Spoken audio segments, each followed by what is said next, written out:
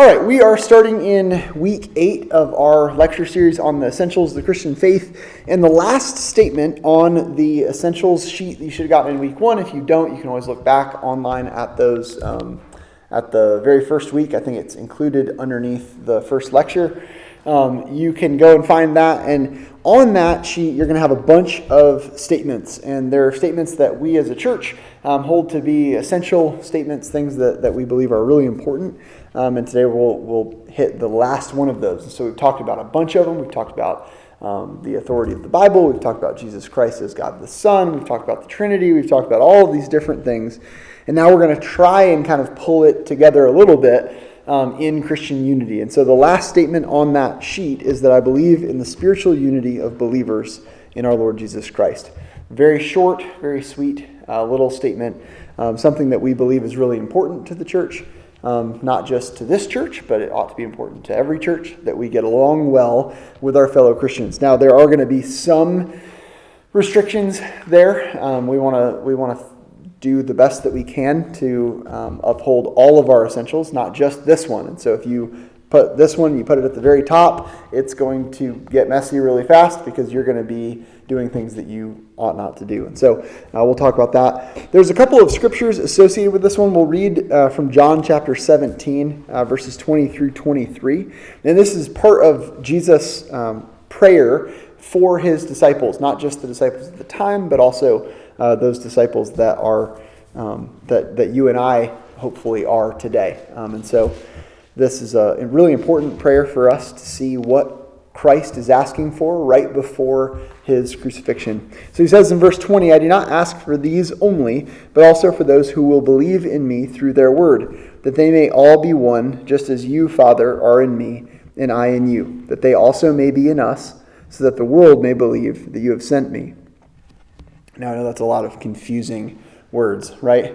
That's a very tight-knit little section of words there. So we'll read that one more time. That they may all be one, just as you, Father, are in me, and I in you, that they also may be in us, so that the world may believe that you have sent me. So why are we to be unified, but to show the world that we're Christ's? And so that's going to be really important to this discussion because we want to keep thinking about that. Because if Christians are constantly fighting with one another, we can give a really bad taste in the mouths of non-believers, which is the purpose of why he says this. He also goes on to say, the glory that you have given me, I have given to them, that they may be one even as we are one. I in them and you in me, so that they may become perfectly one, so that the world may know that you sent me and loved them even as you loved me. Now, I think that's Jesus being really wordy in saying that we ought to be unified with one another. There's a lot boiled in here. I think there's you could go on and on and on, talk about John 17 for hours. We have a lot of teaching materials on that. We have a whole John series. You can go through and look at all the context for this chapter and for the whole book of John. But I do think what Jesus says here is really important for our discussion today. Because if we're going to be one as he and the Father are one, or that's our goal, that's a pretty lofty goal, right? And so I think we're going to have to work really hard to be able to do something like that. And not only work hard, but also be guided by the Holy Spirit. Because without that, we have no chance at quite getting all the way here. Ephesians chapter 4 also has something to say about this, and I'm just wanting to hit a couple of scripture passages first so we're clear on kind of what's going on here. This is Paul as he is writing to the church in Ephesus, and he is teaching them some important principles in the faith, and this one has to do with the unity of the body of Christ. And it says, I therefore, a prisoner for the Lord, urge you to walk in a manner worthy of the calling to which you have been called. And then he's going to lay out a bunch of things that will make you worthy of the calling to which you have been called, with all humility and gentleness, with patience, bearing with one another in love, eager to maintain the unity of the Spirit in the bond of peace. There is one body and one Spirit, just as you were called to the one hope that belongs to your call.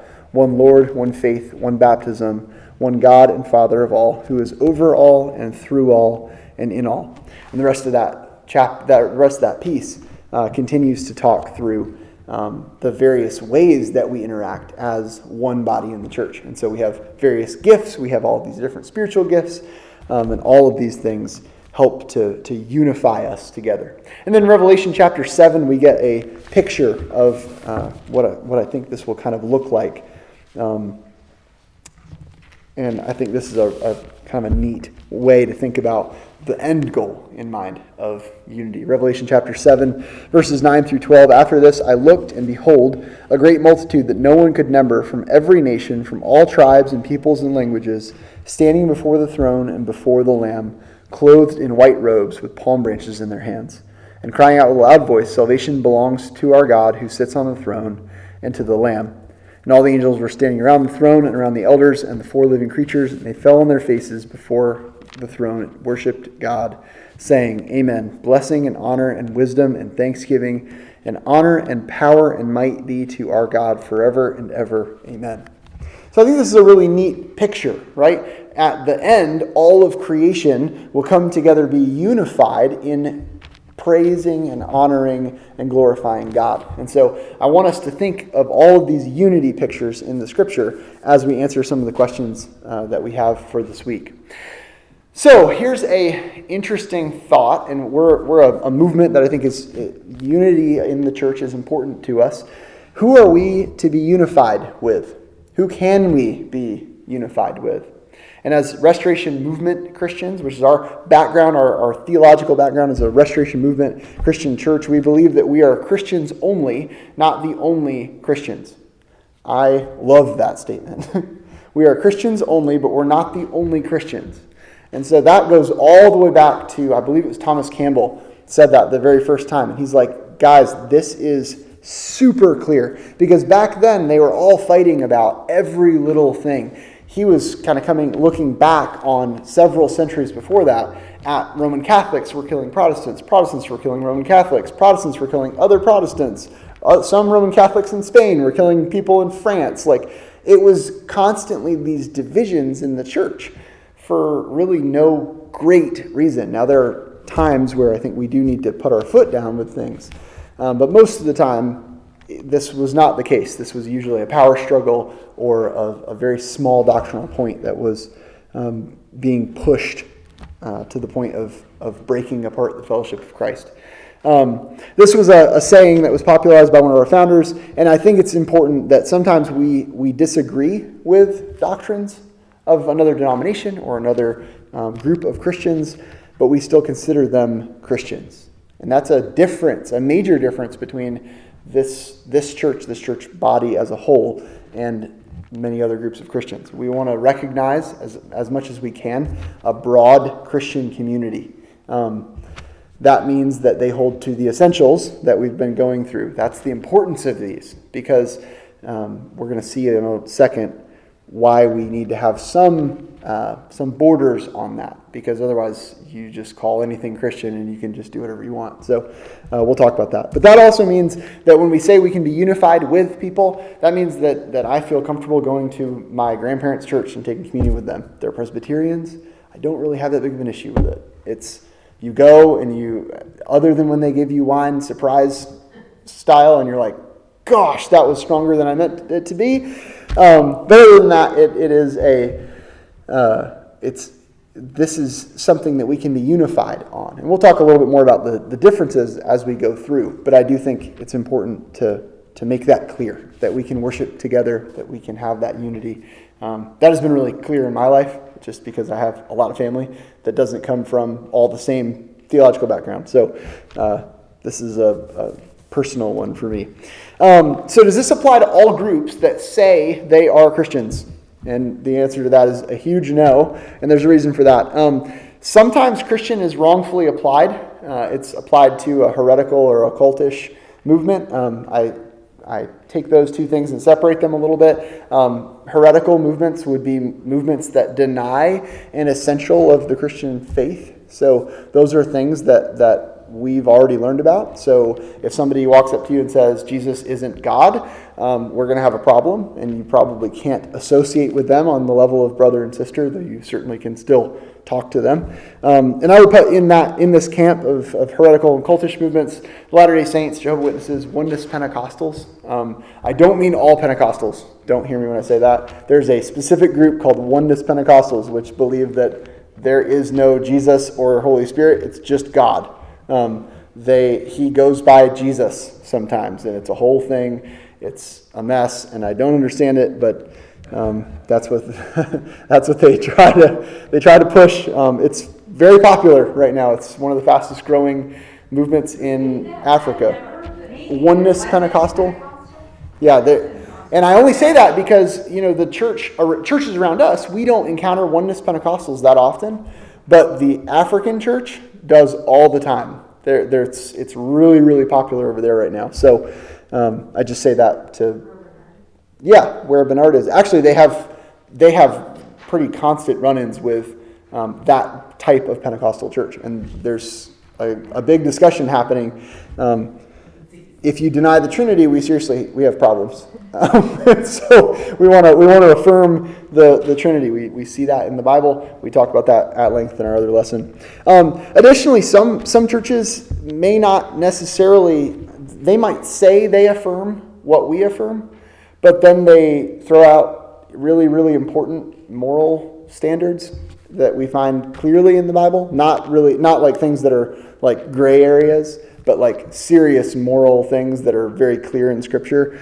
And so that's why I said not necessarily the denomination, but the congregations that follow this model. And this has been a good discussion with those of you that know Sandy Liggett. Me and her talk quite a bit about what's been going on in the UMC. And many UMC churches have become open and affirming to the point that there is no more sin attached to it. And so we would say that for now that those churches would be disfellowshipped from us just because we don't respect that they have removed the authority of Scripture. That's a big enough point that we make that point. There's a couple of those, UMC, one of the denominations within Presbyterianism, and then in our own movement, Disciples of Christ. Sadly, they've fallen totally off the reservation. The little church across the street is one of those, and they're always doing something crazy. So we're going to continue to try and love them, pray for them, and spend some time in that. But I just wanted to highlight that because it's sometimes easier for us to know what we don't associate with, so that when we see like, oh yeah, my neighbor's a Lutheran, oh yeah, we can have a pretty healthy discussion at the very least, and maybe figure out what their background is and all of this stuff. So figure out who you're around. So why not just agree to disagree with those types of churches? Well, it all comes back down to essentials. You've been learning the essentials for what it means to be a Christian, not a Christian in this movement, not a Christian in Presbyterianism or Methodism. No, you've been learning to just be okay with the essentials of just basic Christianity. And so we want to do that as best we can. And so in further classes, we can do all the deep dives on why certain doctrine is the way it is and what we believe and based on what scriptures. But I think it's really important that we have a concrete base for us to work off of. So that when you're talking to somebody and they affirm all of these essential points, we can have a good discussion with them as a brother or sister in Christ versus somebody we can kind of write off as crazy or something like that. And you might, but we don't even touch eschatology or end time stuff at all in this thing. So we can have all the discussions we want to in that realm. I also listed for you guys a book there. It's a longer book, but it's available for free on a lot of library apps and audiobook apps. It's called Turning Points. It's a fairly new book. It's in its 3rd edition, so the new edition's new. And it's really, really good. The first couple chapters just talk all about these various things and all the heresies that we had to stamp out as a church early on. And it's really interesting how it breaks all that down. And so he's more interesting than me, so I'll kind of refer to him on that early stuff. This is one of my favorite questions. Are you the only one who is right?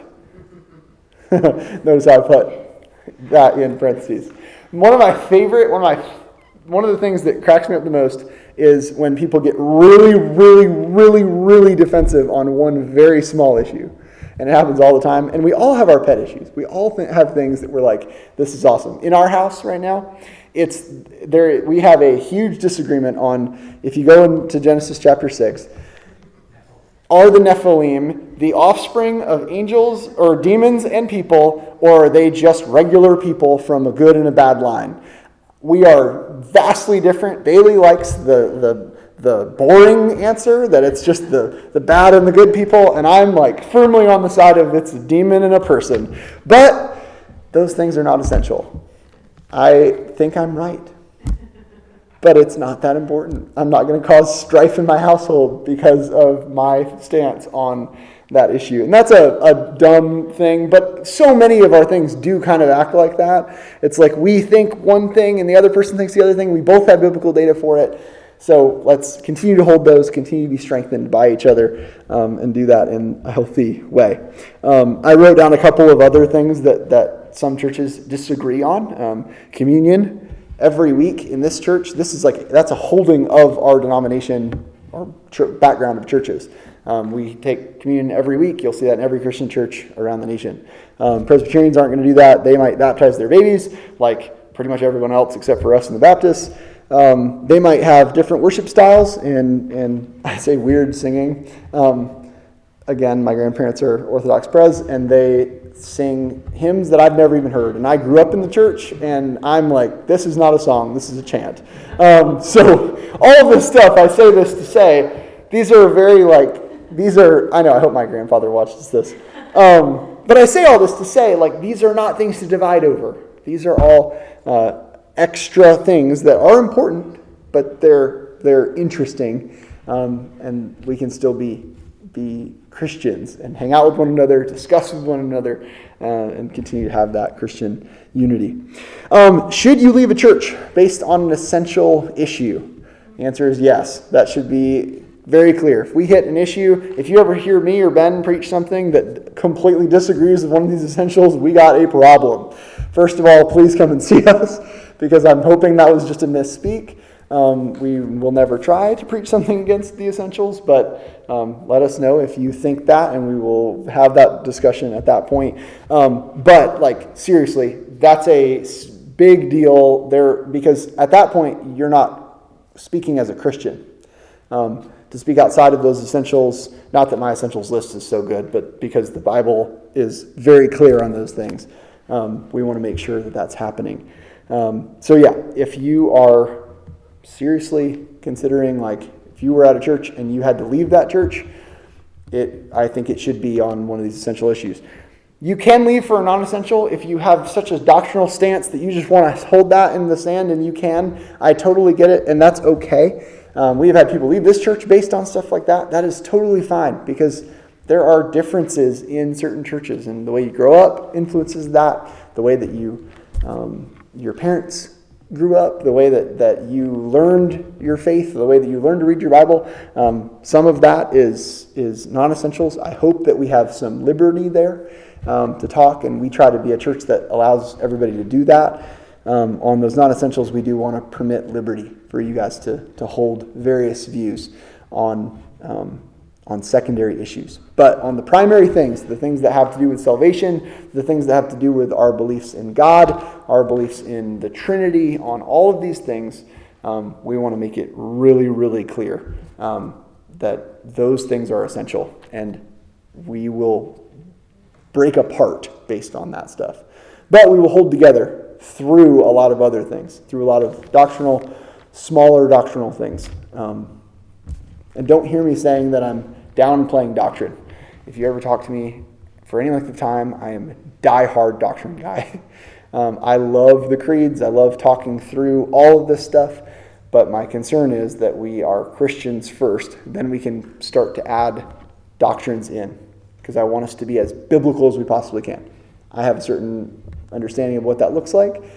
That may be slightly different than yours. So let's try to hold on to that unity. I think the Bible's very clear on it. These are just 3 passages that are especially clear. And so if you ever need to remember why not to fight with one of the church members, read John 17. Read the whole thing of John 17, but 20 through 23, or Ephesians 4. Those are both super helpful.